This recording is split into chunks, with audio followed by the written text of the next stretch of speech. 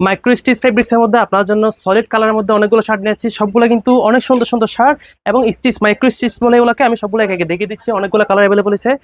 এটা হচ্ছে পিঙ্ক কালারের মধ্যে, বেবি পিঙ্ক। তো তাড়াতাড়ি করেন, এটা একটা দেখা মাত্র অর্ডার করে ফেলবেন। ML XL তিনটে সাইজের মধ্যে থাকবে। এটা হচ্ছে অ্যাশ।